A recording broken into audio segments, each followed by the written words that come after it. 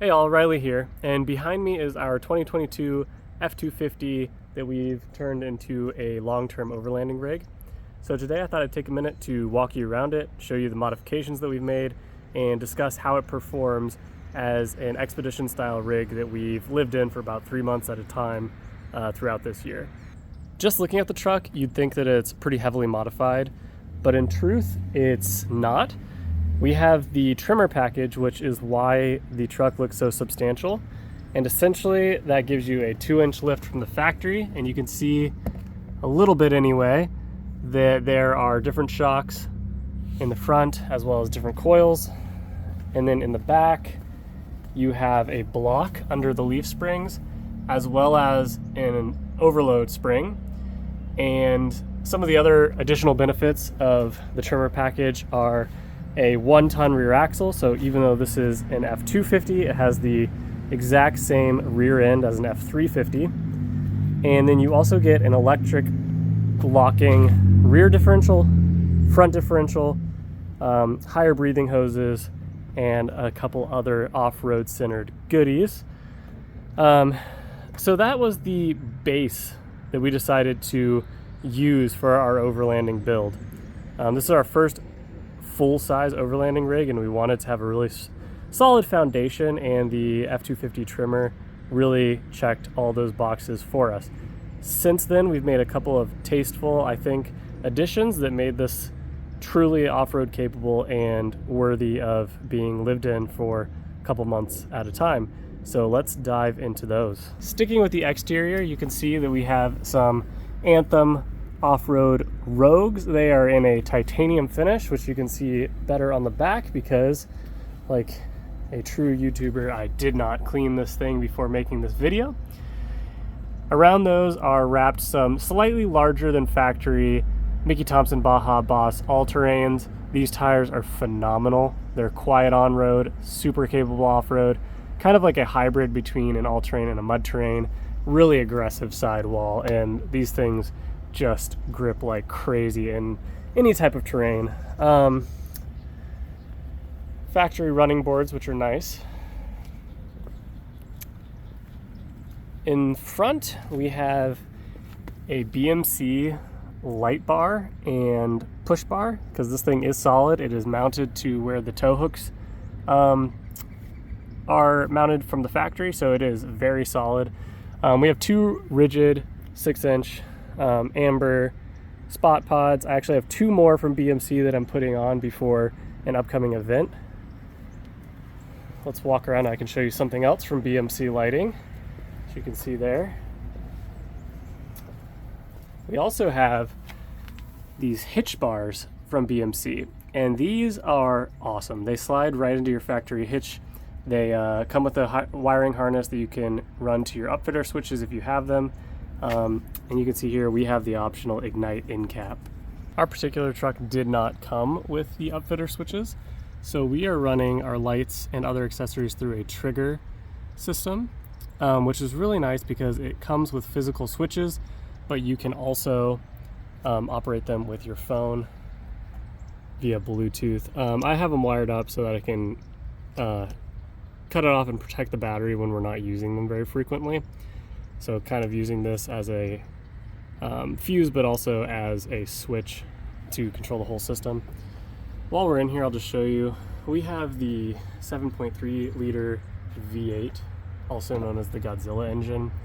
We chose that over the diesel for several reasons, and I have a blog about that. I also talk about it briefly in my overview of when we bought this truck. So I recommend going and checking those out. I'll link them below. But in general, it's cheaper than the diesel. It's much simpler. It's lighter, which is better for off-roading. And there are a couple other benefits that we thought were worth it. So that's all for under the hood. Now, let's go talk about the interior. There's not much going on up front other than this Built Right Industries accessory mount. So you can mount your phone there. We use it to mount the switches for our trigger system. The back is where the magic is really happening. So we have 2 of these Invictus off-road hybrid Molly panels. So they're semi-rigid, but they also have your choice of fabric. Really great product from great people and a great company. So we love these things. They're universal, so if we ever do sell the truck, we will be putting these in the new vehicle. And then obviously, the back seats are gone. So this was the big change in the back. This is the Goose Gear 100% delete. So on both sides, the seats are gone, and we have this platform which has storage underneath it. So over here, all of our tool storage. These are lockable, as you can tell. The switches or the latches are really nice. And then on the other side, I usually just take some spare parts, some recovery gear, etc. And it also serves as a really nice platform for the dog. So overall, we're very happy with it. We did have some frustrations upon receipt and installation of the product. I have a little video about that as well. So it wasn't all sunshine and rainbows and all that good stuff, but the end result is very nice, very functional, and serves our purposes well. Just tons of storage possibilities back here because of this platform. Last but not least, we have the camper. So this is a Scout Camper's Kenai. It is their largest model. And I did a walk around, a full tour of this camper, which again, I recommend you go watch if you're interested in these campers. Super lightweight, very minimalist. So there's not a lot that can go wrong. There's not a lot that can break. And then they also have some of your amenities that you come to expect from a truck bed camper. For example, you have your diesel heater, which is incredibly efficient, keeps things nice and toasty in there. You have a motion sensitive light for a little bit of added safety. You have a Goal Zero battery system and a handful of other nice little features that make this thing a legitimate place where you can hang out, live even on the road for several months, which is what we did this summer. We were in it for 3 months straight, and since then we've done another month and a half or so in it, and it's just phenomenal. We can't recommend it highly enough. You can see I'm kind of charging it up and loading it up for our upcoming trip. So that concludes our brief tour of this massive but awesome overlanding rig. So our first foray into full-size overlanding has been awesome. Coming from Jeep's rooftop tents, very cramped spaces, this thing feels like a mansion. It feels very safe. Hannah feels fine taking it out on her own because it has hard sides all the way up. The door locks. It's not canvas that somebody can just come up and cut or unzip.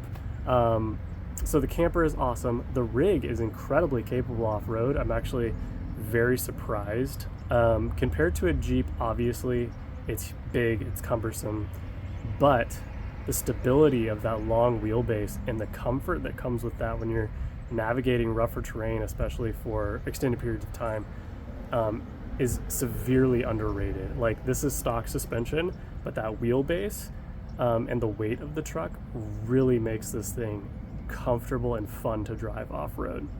And then the interior, it is plush, it is luxury, it's essentially a luxury vehicle on steroids. I mean, it is massive. You feel so comfortable and confident on the highway. So I can't say enough good things about this setup. Now, there are some downsides, including fuel economy, how expensive this stuff is to buy and maintain, and just the practicality of it as an everyday driver, because this is our only vehicle.